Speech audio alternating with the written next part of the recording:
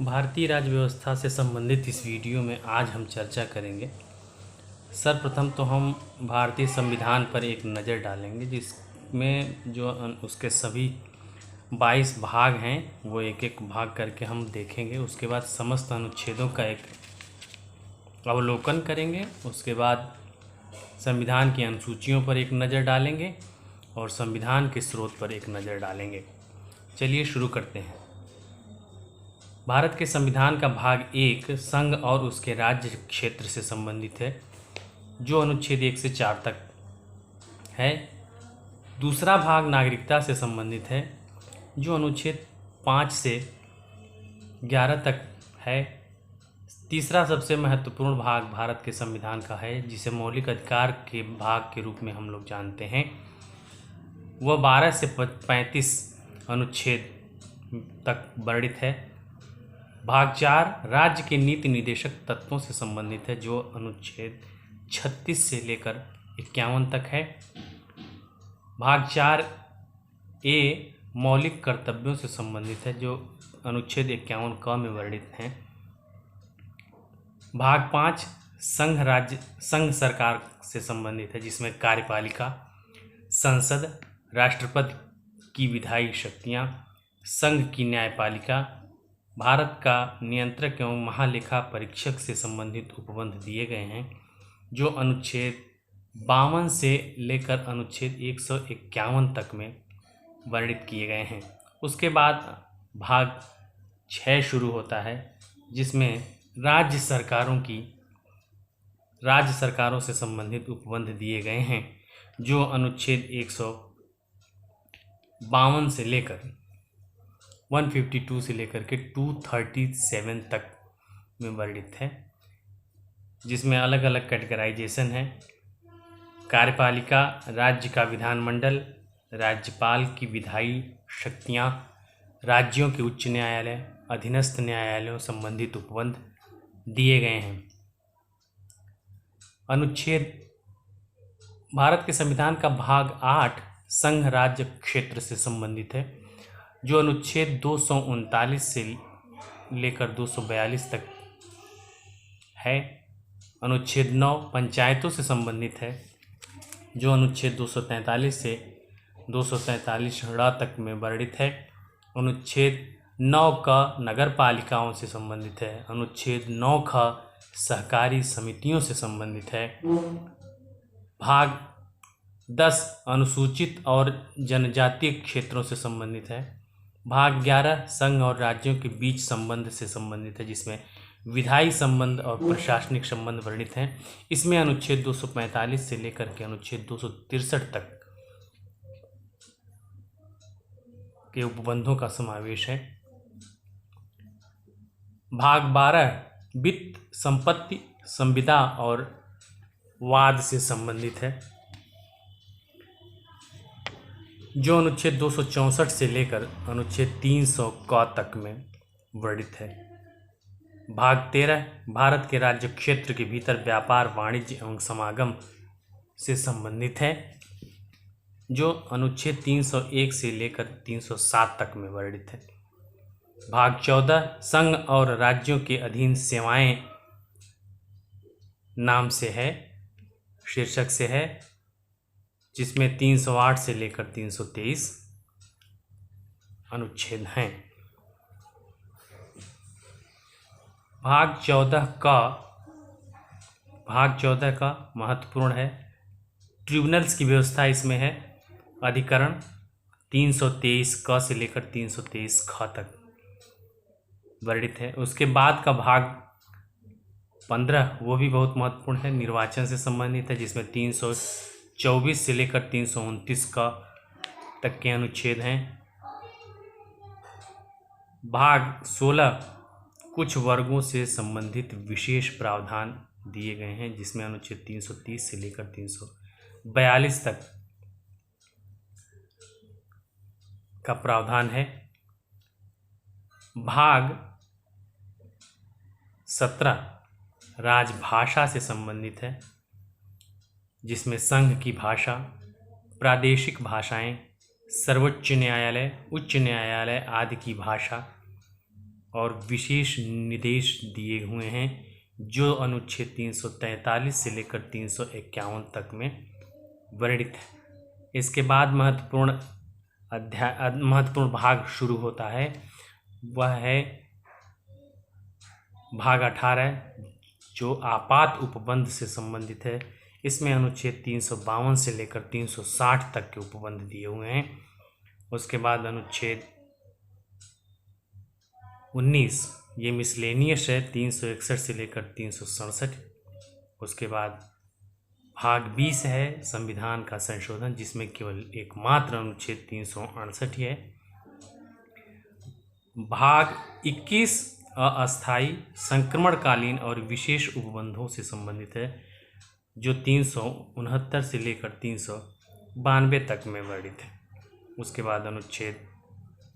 बाद भाग 22 शुरू होता है, जो संक्षिप्त नाम प्रारंभ हिंदी में प्राधिकृत पाठ और निरसन से संबंधित उपबंध दिए गए हैं। इसके बाद हम लोग महत्वपूर्ण अनुच्छेदों की चर्चा करेंगे। अनुच्छेद 1 में संघ का नाम और राज्य क्षेत्र वर्णित है। अनुच्छेद 3 नए राज्यों के निर्माण और वर्तमान राज्यों के क्षेत्रों, सीमाओं या नामों में परिवर्तन से संबंधित है। अनुच्छेद 13 मूल अधिकारों को असंगत या उनका अल्पीकरण करने वाली विधियां हैं। अनुच्छेद 14 विधि के समक्ष समानता। अनुच्छेद 16 लोक नियोजन के विषय में अवसर की समता। अनुच्छेद 17 अस्पृश्यता का अंत। अनुच्छेद 19 वाक स्वातंत्र्य आदि विषयक कुछ अधिकारों का संरक्षण। अनुच्छेद 21 प्राण और दैहिक स्वतंत्रता का संरक्षण। अनुच्छेद 21 का प्राथमिक शिक्षा का अधिकार। अनुच्छेद 25 अंतःकरण की और धर्म को अबाध रूप से मानने, आचरण और प्रचार करने की स्वतंत्रता से संबंधित है। अनुच्छेद 30 शिक्षा संस्थानों की स्थापना और प्रशासन करने का अल्पसंख्यक वर्गों को जो अधिकार दिए गए हैं उनकी व्यवस्था से संबंधित है। अनुच्छेद 31 कुछ निदेशक तत्वों को प्रभावी करने वाली विधियों की व्यावृत्ति से संबंधित है, सेविंग्स से संबंधित है। अनुच्छेद 32 मौलिक अधिकारों को प्रवर्तित कराने के लिए रिट सहित उपचार वर्णित है। अनुच्छेद 38 राज्य लोक कल्याण की अभिवृद्धि के लिए सामाजिक व्यवस्था बनाएगा, नीति निर्देशक तत्व का वर्णन है। अनुच्छेद 40 ग्राम पंचायतों के संगठन से संबंधित है। अनुच्छेद 44 नागरिकों के लिए एक समान नागरिक संहिता, जो इस समय फिर चर्चा में है, से संबंधित है। अनुच्छेद 45 में यह कहा गया कि 6 वर्ष से कम आयु वाले बालकों के लिए निःशुल्क और अनिवार्य शिक्षा का उपबंध किया जाता है। अनुच्छेद 46 SC, ST और अन्य कमजोर वर्गों के शिक्षा और अर्थ संबंधी हितों की अभिवृद्धि संबंधी प्रावधान का वर्णन करता है। अनुच्छेद 50 कार्यपालिका से न्यायपालिका के पृथक्करण की बात करता है, यह भी बहुत महत्वपूर्ण अनुच्छेद है। अनुच्छेद 51 अंतर्राष्ट्रीय शांति और सुरक्षा की अभिवृद्धि की बात करता है। अनुच्छेद 51 का मौलिक कर्तव्यों की बात करता है। अनुच्छेद 72 में यह बताया गया है कि क्षमा आदि की और कुछ मामलों में दंडादेश के निलंबन, परिहार और लघुकरण की राष्ट्रपति की शक्ति है। अनुच्छेद 74 में क्या है कि राष्ट्रपति को सहायता और सलाह देने के लिए एक मंत्रिपरिषद होगी। अनुच्छेद 78 में कहा गया कि राष्ट्रपति को जानकारी देने आदि के संबंध में प्रधानमंत्री का कर्तव्य है, यह भी बहुत महत्वपूर्ण अनुच्छेद है। अनुच्छेद 110 में धन विधेयक परिभाषित है और अनुच्छेद 112 बजट से संबंधित है, जो हर साल संसद में बजट पेश किया जाता है और पारित किया जाता है, उससे संबंधित है। अनुच्छेद 123 संसद के विश्रांत काल में अध्यादेश प्रख्यापित करने की राष्ट्रपति की शक्ति वर्णित है। अनुच्छेद 143 उच्चतम न्यायालय से परामर्श करने का राष्ट्रपति की शक्ति का प्रावधान है। अनुच्छेद 155 में राज्यपाल की नियुक्ति। अनुच्छेद 161 में क्षमा आदि की कुछ मामलों में दंडादेश के निलंबन, परिहार और लघुकरण की राज्यपाल की शक्ति। यह एक अनुच्छेद 72 से मिलता जुलता है।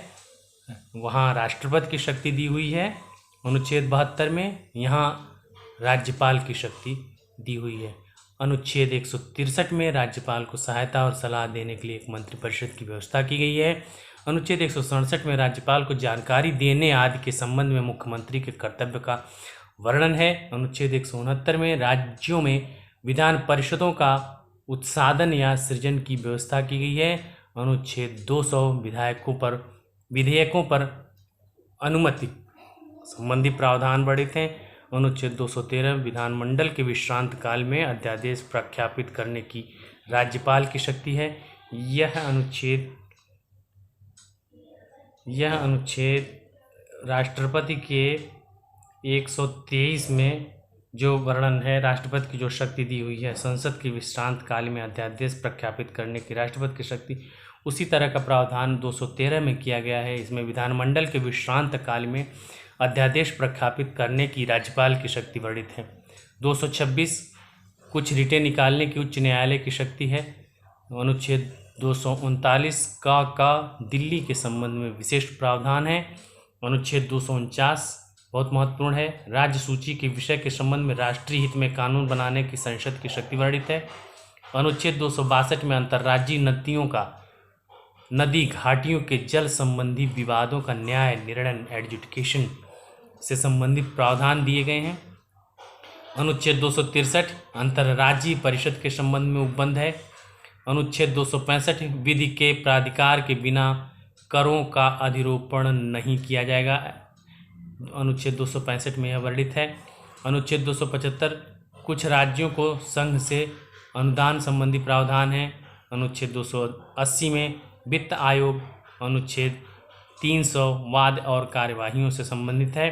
अनुच्छेद 300 क में यह बताया गया कि विधि के प्राधिकार के बिना व्यक्तियों को संपत्ति से वंचित नहीं किया जाएगा, अर्थात संपत्ति का अधिकार अब अनुच्छेद 300 क में डाल दिया गया है। अनुच्छेद 311 संघ एवं राज्य के अधीन सिविल हैसियत में नियोजित व्यक्तियों को पदच्युत किया जाना, पद से हटाया जाना या पदोन्नत किया जाना, इससे संबंधित प्रावधान वर्णित है। अनुच्छेद 312 में अखिल भारतीय सेवाओं संबंधी उपबंध है। अनुच्छेद 315 में संघ और राज्यों के लिए लोक सेवा आयोग के गठन संबंधी प्रावधान है। अनुच्छेद 320 में लोक सेवा आयोग के कृत्य वर्णित हैं। अनुच्छेद 323 क में प्रशासनिक अधिकरण एडमिनिस्ट्रेटिव ट्रिब्यूनल की व्यवस्था की बात कही गई है। अनुच्छेद 324 में निर्वाचन के अधीक्षण, निर्देशन और नियंत्रण का निर्वाचन आयोग में निहित होना वर्णित है। अनुच्छेद 323 में लोकसभा में SC/ST के लिए स्थानों का आरक्षण है। अनुच्छेद 335 में सेवाओं और पदों के लिए SC और ST के दावों से संबंधित है।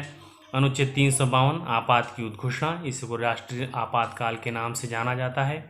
अनुच्छेद 356 राज्यों में संवैधानिक तंत्र के विफल हो जाने की दशा में उपबंध है, जिसको राष्ट्रपति शासन के नाम से जाना जाता है।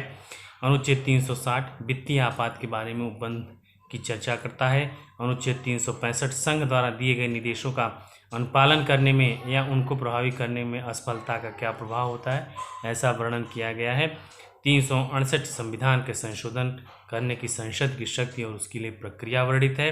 अनुच्छेद 370 जम्मू कश्मीर राज्य के संबंध में अस्थायी उपबंध संबंधी प्रावधान दिए गए हैं। अब हम आते हैं संविधान की अनुसूचियों पर एक नज़र कि कौन सी अनुसूची किससे संबंधित है, इस पर एक पुनरावलोकन हम कर लेते हैं।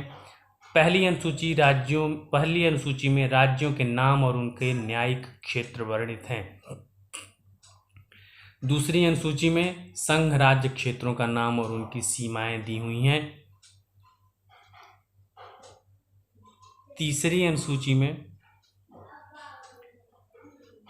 विभिन्न उम्मीदवारों द्वारा ली जाने वाली शपथ या प्रतिज्ञान का प्रारूप वर्णित है। जैसे ये कौन कौन से उम्मीदवार हैं? संघ के मंत्री हैं, संसद के लिए निर्वाचन हेतु अभ्यर्थी हैं, संसद के सदस्य हैं, सर्वोच्च न्यायालय के न्यायाधीश हैं, भारत के नियंत्रक एवं महालेखा परीक्षक हैं, राज्य मंत्री हैं, राज्य विधानमंडल के लिए निर्वाचन के लिए अभ्यर्थी, राज्य विधानमंडल के सदस्य, उच्च न्यायालयों के न्यायाधीश। और चौथी अनुसूची राज्यों और केंद्र शासित प्रदेशों के लिए राज्यसभा में सीटों का आवंटन से संबंधित है। 5वीं अनुसूची अनुसूचित और जनजातीय क्षेत्रों के प्रशासन तथा नियंत्रण के बारे में उपबंध करती है। 6ठी अनुसूची में असम, मेघालय, त्रिपुरा, मिजोरम राज्यों के जनजातीय क्षेत्रों के प्रशासन के बारे में उपबंध दिए गए हैं। 7वीं अनुसूची में तीनों सूचियों का वर्णन है। संघ सूची जिसमें फिलहाल 100 विषय हैं, राज्य सूची में 61 विषय हैं, समवर्ती सूची में 52 विषय हैं। इसमें राज्य और केंद्रों के मध्य शक्तियों का विभाजन किया गया है। 8वीं अनुसूची में संविधान द्वारा मान्यता प्राप्त भाषाएं वर्णित हैं। इस समय कुल 22 भाषाएं हैं। 9वीं अनुसूची भू सुधारों और जमींदारी प्रणाली के उन्मूलन से संबंधित राज्य विधानमंडलों और अन्य मामलों से संबंधित संसद के अधिनियम और विनियम, इस सूची को पहले विनियम से संबंधित प्रावधान किया गया है। इस अनुसूची को पहले संशोधन द्वारा मूल अधिकारों के उल्लंघन के आधार पर न्यायिक संवीक्षा से इसमें सम्मिलित कानूनों से बचाने के लिए जोड़ा गया था। 10वीं अनुसूची दल बदल के आधार पर दल बदल कानून से संबंधित है। 11वीं अनुसूची पंचायतों की शक्तियों, प्राधिकार और जिम्मेदारियों से संबंधित है। 12वीं अनुसूची नगर पालिकाओं की शक्तियों, प्राधिकार और जिम्मेदारियों से संबंधित है। एक प्रश्न पूछा जा सकता है कि 11वीं अनुसूची में कितने विषय वर्णित है, तो 11वीं अनुसूची में 29 विषय वर्णित हैं, जबकि 12वीं अनुसूची में कुल 18 विषय वर्णित हैं। आइए अगला हम लोग संविधान के स्रोत पर एक नज़र डाल लेते हैं। भारत का संविधान का ज़्यादा अधिकांश हिस्सा भारतीय शासन अधिनियम से लिया गया है। उसके बाद ब्रिटेन का संविधान, संयुक्त राज्य अमेरिका का संविधान, आयरलैंड का संविधान, कनाडा का संविधान, ऑस्ट्रेलिया का संविधान, जर्मनी का वाइमर गणराज्य का संविधान, सोवियत संघ का संविधान, फ्रांस का संविधान, दक्षिण अफ्रीका का संविधान और जापान के संविधान से चीज़ें ली हुई हैं। एक एक करके आइए देख लेते हैं। जापान के संविधान से क्या लिया गया है? जापान के संविधान से विधि द्वारा स्थापित प्रक्रिया ली हुई है। फ्रांस के संविधान से क्या लिया गया है? फ्रांस के संविधान से गणतंत्रात्मक और प्रस्तावना में स्वतंत्रता, समता और बंधुता का जो आदर्श वर्णित है उसे ग्रहण किया गया है। दक्षिण अफ्रीका के संविधान से क्या लिया गया है? दक्षिण अफ्रीका के संविधान से संविधान में संशोधन की प्रक्रिया और राज्यसभा में सदस्यों का निर्वाचन यह लिया गया है। सोवियत संघ से मूल कर्तव्य और प्रस्तावना में जो राजनीतिक, सामाजिक और आर्थिक न्याय का वर्णन है, यह जो आदर्श है वो वहाँ से लिया गया है। जर्मनी गणतंत्र से आपात के समय मूल अधिकारों का जो निलंबन है, स्थगन है, उसे ग्रहण किया गया है। ऑस्ट्रेलिया के संविधान से समवर्ती सूची ली गई। व्यापार, वाणिज्य और समागम की स्वतंत्रता संबंधी प्रावधान लिया गया और संसद के दोनों सदनों की संयुक्त बैठक से संबंधित प्रावधान ऑस्ट्रेलिया के संविधान से लिए गए हैं। कनाडा के संविधान से सशक्त केंद्र के साथ संघीय व्यवस्था, अवशिष्ट शक्तियों का केंद्र में निहित होना, केंद्र द्वारा राज्यों के राज्यपालों की नियुक्ति और उच्चतम न्यायालय का परामर्शी न्याय निर्णय कनाडा के संविधान से ग्रहण किया गया है। ब्रिटेन के संविधान से हमने क्या क्या लिया है? सीधी सी बात है, संसदीय शासन हमने पूरा लिया है। विधि के शासन प्रणाली हमने ली है। विधायी प्रक्रिया मैंने वहीं से ग्रहण की है। एकल नागरिकता वहाँ से ली गई है। मंत्रिमंडलीय प्रणाली, परमाधिकार लेख, संसदीय विशेषाधिकार और द्विसदन की व्यवस्था वहीं से ग्रहण की गई है। संयुक्त राज्य अमेरिका के संविधान से मूल अधिकार, न्यायपालिका की स्वतंत्रता, जुडिशियल रिव्यू का सिद्धांत, उपराष्ट्रपति का पद, उच्चतम न्यायालय और उच्च न्यायालय के न्यायाधीशों का पद से हटाया जाना और राष्ट्रपति पर महाभियोग की प्रक्रिया संयुक्त राज्य अमेरिका के संविधान से ली गई है। आयरलैंड के संविधान से राज्य की नीति निर्देशक सिद्धांत, राष्ट्रपति की निर्वाचन पद्धति और राज्यसभा के सदस्यों का नामांकन वहाँ से लिया गया है। इस प्रकार हम लोगों ने भारत के संविधान का एक विहंगमावलोकन किया है। आशा है आप सबको परीक्षा में 2-1 प्रश्न अवश्य इतने में से मिलेंगे, इसमें कोई संदेह नहीं है। हमारे चैनल को देखते रहिए, सब्सक्राइब करिए। PDF नोट्स उपलब्ध होंगे जल्दी ही।